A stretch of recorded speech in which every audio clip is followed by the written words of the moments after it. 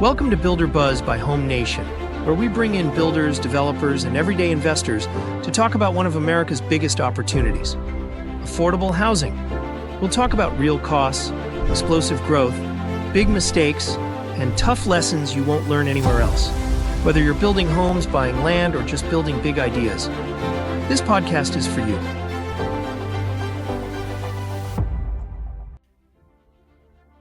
Hello, my guest today is Miss Daryl Williams-Dotson. She's an architect out of Indianapolis. She's got a team under her. She's been doing this for over 30 years and has a ton of experience and very thoughtful insights into the industry, specific to Indiana and surrounding states, but also just in general. A lot of experience under her belt. She teaches students. She works with developers on missing middle, on apartments, on townhomes, all sorts of different buildings and designs. So this is going to be a great episode. It's wonderful to hear from someone boots on the ground, super involved with the community and building out a community. One of the people that would be responsible for the neighborhoods that are going up, that fit economically, that fit sustainably. And it's just going to be a really great episode to hear directly from someone involved in that. So thank you so much for listening. I am Daryl Williams-Dotson. I am the principal architect with WDI Architecture. We provide full service architectural interior design services. We've been around for 29 years. And our clients have been institutional clients, commercial clients, and affordable housing clients. Yeah. So Indianapolis is a pretty big place, as I understand it, as far as it's a growing city, particularly in the Midwest. It's one of the more rapidly growing cities. I know Fort Wayne for a while, actually, was one of the most rapidly growing. Have you been involved with any of that sort of architecture, particularly around affordable housing? Because Indiana is a place, I grew up there, was raised in Northern Indiana. It's an affordable place to live. It's a great place to raise kids.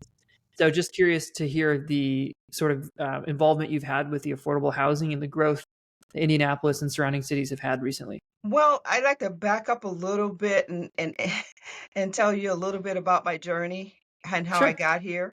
My journey began with the love of design that I inherited from my father, and he was very creative, and I grew up surrounded by that creativity.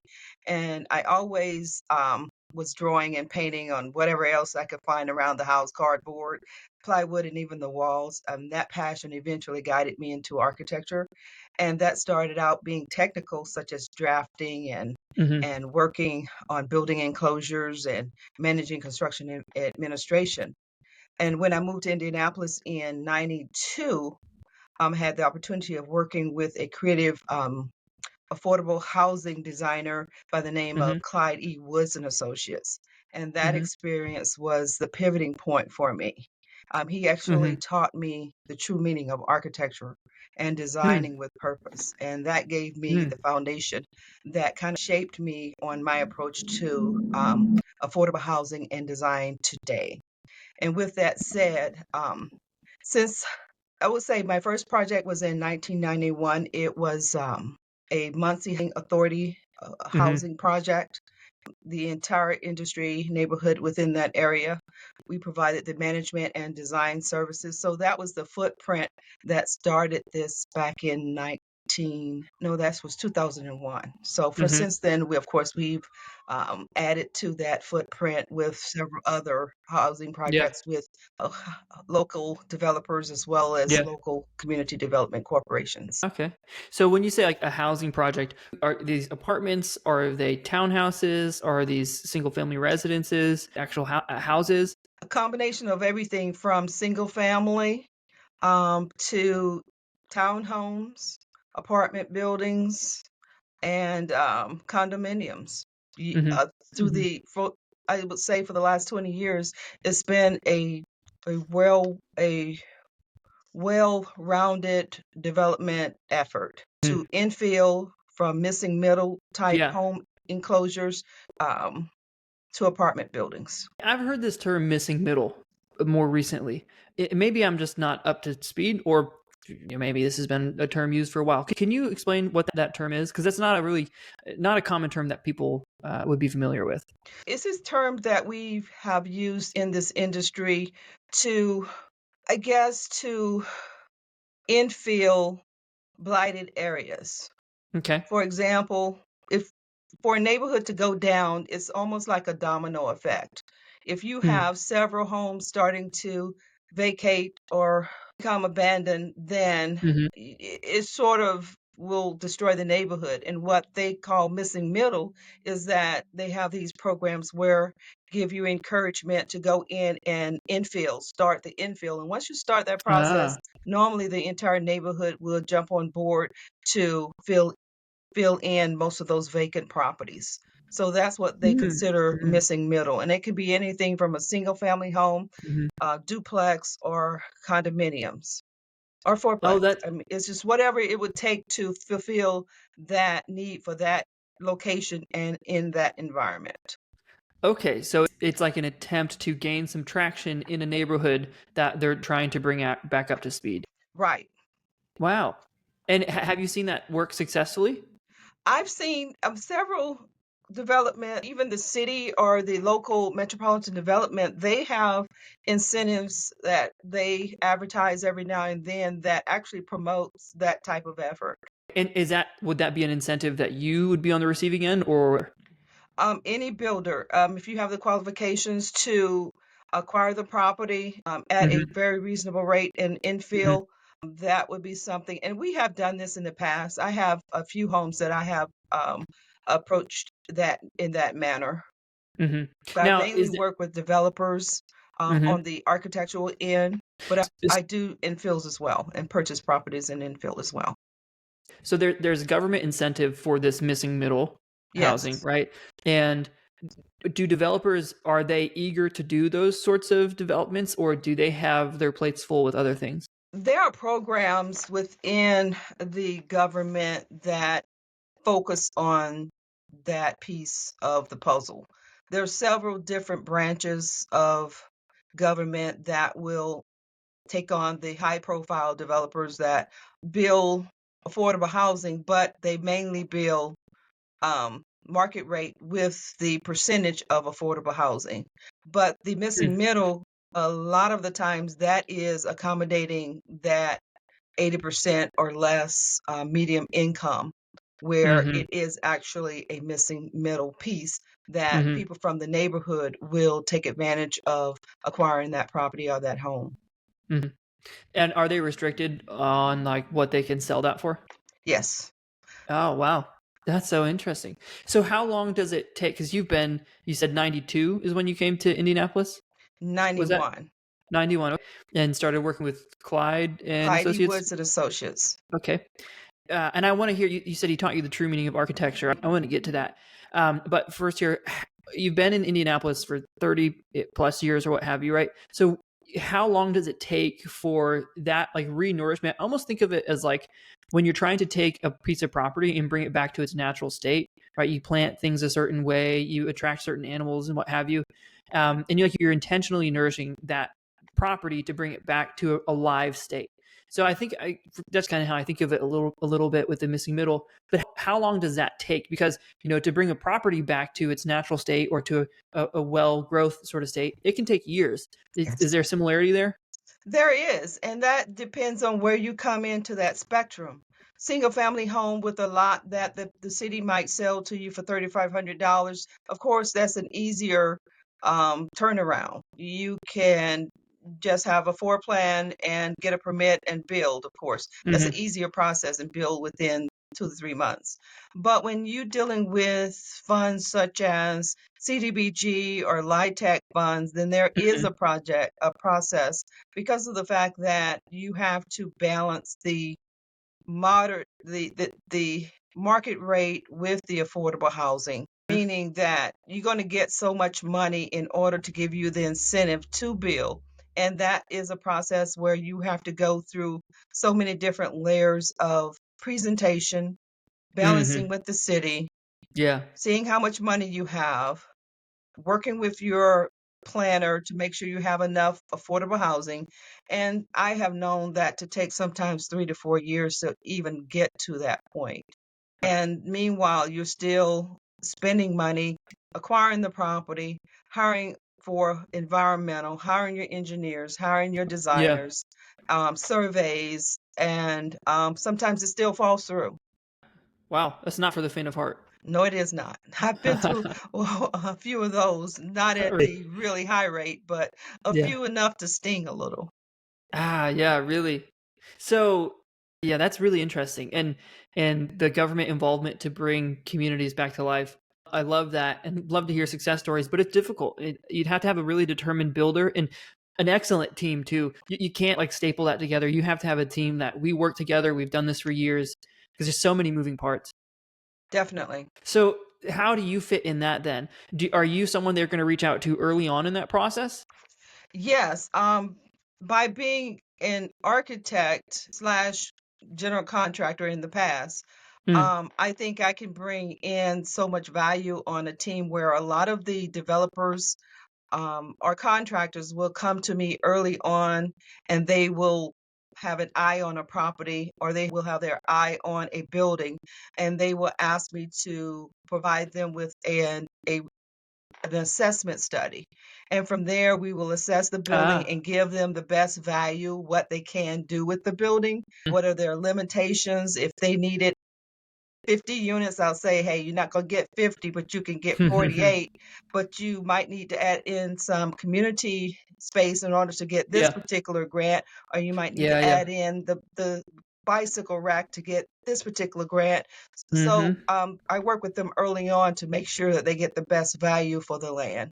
And for raw Mm. land, of course, we'll just tell them what their zoning requirements are and restrictions. And if they want to do housing and it's not zoned for housing, they may not want to go through a variance because that is a Mm. long process as well. Mm. So they might select a different property. Yeah, I see. Yeah, before they even purchase, they might reach Yes, out to you. Oh, right. wow. So then you would have to be, correct me if I'm wrong, you'd have to be really well versed in the nuances of here's what grants you can get with the state or with the city or county or what have you. I mean, and that's some stuff that you just got to know. You got to be in hands in it, in the dirt, in the trenches, so to speak, because otherwise you're just not going to know. A lot of the developers that have been in this field for some time, they are very astute with that information. Mm, yeah. They sometimes to us with, I got this particular grant or that one. Let's see if we can Mm, blend that and see what we can come up with. So the developers have the upper hand on that part. I would say the architectural, we have the upper hand on what they can and cannot do, maximum space coverage hmm limitation, height limitation, hmm aesthetic limitations. Sometimes you have homeowners associations that are very close by, and they may hmm have to abide by some of those rules as well. So we give them the aesthetic, sustainability, hmm and environmental answers to the Yeah, property. yeah, yeah. What they can and can't do in all of those regards, Right. because that's a lot. Have you noticed restrictions increasing over the years in those different areas or loosening up? I would say they should. because I've seen some things that go up that I have to shake my head on. So I Mm, think that the codes are getting to be more refined and there you have the national building code, you have your local building code, and then you have your HUD mm-hmm, standards. So mm-hmm, all of those together will give you the maximum guidelines that I think most of us should follow in mm-hmm, designing and developing affordable housing. hmm. So, yeah, you've seen some stuff that makes you shake your head. Like, why did Right. that? But as far as the baseline, uh, things haven't deviated too much. No, not too much. Yeah. So that's good to hear. But that may be just because Indiana, I'm here in Cocoa, Florida, and I'm from Indiana, from northern Indiana. But down here in Florida, the building codes and what have you, it's just totally different. Indiana, you have counties, they don't even require a permit. Right. They don't even have a building department. Hey, the fire inspector comes out, he inspects it. So it's a totally different world down here, and it's not getting any easier. So where you're at, not that it's a bad spot here in Florida, but you're in a great spot up in Indiana. It seems when I compare it to your ability to build without as many restrictions. Well, yes. But you do have to, if you are receiving some of those grants and city funds, they do have a design review team that not always are architects, and they Mm. do not let you outside of that box because Oh, they really? don't know anything outside of that box. For Indiana, they want you to stay very sterile with your design concept that says Indiana. It's not Really? like Arizona where everything Mm. is new and they're trying different concepts, designs, Yeah, yeah. profiles, shapes. It Indiana does not allow you to do that. We had one particular Hmm. housing developer that came to us and they wanted something a little different. And basically, the city just because they were getting city funds, they were asked to change the elevations to Wow. be more Indiana. That was That, heartbreaking because they yeah. wanted to set a brand for their company and Yeah, what they yeah. had to offer. That is really so. That's super interesting. I have not heard of elevation restrictions um, beyond, maybe some like reasonable things. What do you mean when you say Indiana? I have a vision in my head, right? But what are you able to elaborate on that a bit? Indiana is limestone brick, basically. Of course, with the affordable housing, you're now getting into some type of hardy plank exterior cladding material. They Hmm. don't do very much stucco or drive it here. Oh, So they wow. want to confine you to maybe those basic materials. And this Yeah. particular owner did want to do a little stucco at a higher elevation where it would have been nice the way they were Yeah, yeah. profiling it, but they were asked to take that off. They had some different shape in their roof. It wasn't your typical gable and hip. They wanted to be Mm. Yeah. conservative on that, so they had to change that. So something along those lines. Well, that's really interesting. So you that not because I mostly hear about zoning restrictions and the frustrations behind that. And not too often have I heard about elevation restrictions, but that makes sense. And it explains why you see certain consistencies in certain geographical locations. That really makes sense. Well, so to what you said earlier, where you learned the meaning of architecture, that holds value for you.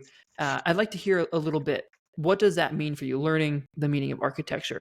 And it sounds like that was early in your career, and that had a pretty big impact on you.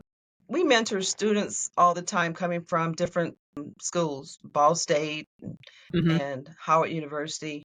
And a Mm-hmm. lot of these students, they only know what they know, and they really learn architecture when they actually experience coming into a firm and getting to do actual projects. And when I came to Clyde, I had maybe 4 years experience, and I thought I knew architecture. Coming from Phoenix, working 4 years, and I came in Mm-hmm. there with my chest pointed out like Yeah. I knew everything.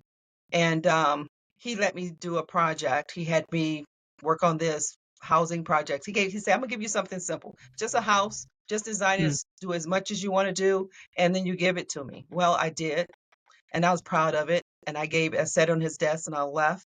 I came back that morning. He had red marked that drawing so badly that he almost had me in tears. And he Oh, said, well. I didn't do that to hurt your feelings. I did that to Yeah. Yeah. show you how much you didn't know. Mm. He said, now we're going to do architecture. And so I stood beside him for the next 2 years or so, and he taught me architecture. Wow. Is that common? Yeah, with new students where It's they very have common, very hmm. common. Yeah. That sounds like a real privilege to have someone willing to say, "All right, I'm going to teach you a lot now." Yes, very. It It's a gift, and I always tell my students, I tell them, I said, once you have the knowledge, that is more valuable. You can yeah. take that anywhere. Yeah. You say students, are these actual students in college or Yes. And high okay. schools. I've had some high school. I've picked up a few IPS students. They have a tech program, and I pick up several of their students as well. And I mentor their students. Sometimes I'll bring in an entire class for them to shadow us for a few hours and see what we do, show them the newest Mhm. technology. But most of my interns are college students. Well, that's really great. And it's good. It would also keep you, not that your business wouldn't, but it would also keep you on the edge of what's coming Yes, and yeah, what the yes, future of architecture is. yes, So that's really great. yes. Wow. So what would you say then the future for WDI? architecture, what do you think that's going to look like? Do you stay in the region? You focus on a particular type of building? You focus more on teaching up the next generation? It's a combination of a few things. Of course, we always want to teach the next generation. So Mm, that's something I bring in. Normally, I have a minimum of 4 students a year. Either they'll come in the summer, hmm fall, spring, etc. Yeah. And I have one coming in this fall, and I have one already scheduled for the spring. So we're on our way. Normally, I have two at a time, but lately it's been difficult to get some of the students because after the last COVID pandemic, Mm, we mm, lost a lot of individuals from this mm, profession. So it's hard finding people. mm. But Well, um, I would say that, and I can't remember the other half of your question, but just what the future looks like. And you, okay, the you future mentioned looks it was a bit of everything with teaching, and if you're going to focus on a particular building, style or actual housing or a region you want to focus on. yes, I'm right now registered in 4 states, and I do have developers from a few states that are looking for me to joint venture with them on a few housing projects. Mm, And some of them are still in Indiana, but they're northern Indiana. So, I mean, we work in South Bend and we work in yeah, other locations. So that's no big deal to work. That's just like going to another state, going up that far because it's a 3 hour drive. I yeah, get it to is. Ohio quicker. But yes, we focus in about 5 states with affordable housing and also with hmm our architectural team as well. hmm It's not just affordable housing. We work with, as I said, commercial clients as well as the institutional clients include education, as well as K-12, higher and lower education. Well, that's great. I really appreciate it. I appreciate you taking time to be on the show here. And I can tell you're very thoughtful in your responses. You're very thoughtful in what you do. Well, thank Yeah, it doesn't sound like you do anything flippantly. It sounds like you have intention and like deep intention with everything that you do. Yeah, Definitely. yeah, You learn along the way that if you have a gift and you can share that and it doesn't die with me, then that gift goes on and moves on. And that's what I do with some of my mm, students that I have repeat students that come back to me every year. I tell them, working for a small firm, you're going to learn a lot, but you also need to get that exposure from a larger firm that will yeah, give you a lot of the technology that I may not be privy to at this time. And yeah, then yeah, you yeah, get that knowledge, and then you decide what you want to do with a combination of that knowledge in developing your path in this yeah. profession. I offer 3 pieces of advice. First, start where you are, um, with Mm, what you have. It's never a perfect moment and waiting for that momentum is you may never get there. So I would say yes. to start where you are, and even if it's a smaller project, take that smaller project because when I first started out. When I left, Clyde was because Clyde actually passed away, and I started Mm, my own business. I started with very small projects, but that gave me the word of mouth that she does this or she does that. But hmm I hmm didn't want to get stuck in doing those smaller projects, but I Yes, still took those on to put in my portfolio to get to that next step. yes. And don't get trapped in the mom and pop type scenario where hmm unless you want to stay a one man shop, be Yeah, yeah. careful to make sure you're always making momentum and building relationships to move to that next level. Absolutely, So absolutely. that's just something else I wanted to say. That's good. Yeah, start with what you have, and you'll be able to build from there. Like Yes, big companies didn't come out the gate as a big company. They had to start. Don't despise humble beginnings. yes, Yeah, that's lovely. so good. That's so true. I appreciate that. That's great insight. And you're growing the expertise in the field and really helping people, architects, be very well rounded. It sounds like, and not just only seeing, having a myopic vision. And it sounds like, yeah, you have the experience behind that. Worked for different firms. Now you've got your own and done a ton of different projects. It sounds like. So if someone's interested, if anyone happens to be listening and they're like, hey, I want to have WDI on the next project that I'm doing, or I'd like to get in touch, or I want to be a student. My website will give them a lot of information on some of the projects we work on, as well as just contact our office. We are in the middle of moving into a larger space, though. So I would Yeah. say October we should be, it's going to give us about 2,000 Hmm. more to spread out a little bit more than what we are now. Yeah. Come visit our office, come drop in, shadow with us. Yeah. You can go with our project managers on construction site projects, or just sit at the table and watch them on the computer, or conversations or meetings. Share your day with us. I mean, we've had Yeah. several students that have come in and they might share that along those Yeah. lines. But get in contact with us. I'm easy to find. My phone number, I don't know Yeah. if I can give you that. WDI architect. Yeah. Everything's Or there. email me if you can give them that as well. Yeah. Sure. I can definitely have things in the show notes Okay. for everyone to see. Well, thank you so much. Really, really appreciate the time today, and appreciate what you're doing in the Thank you. industry and students as well, focusing on that. That's really special. Not a lot of architects that I've met with yet have that level of involvement.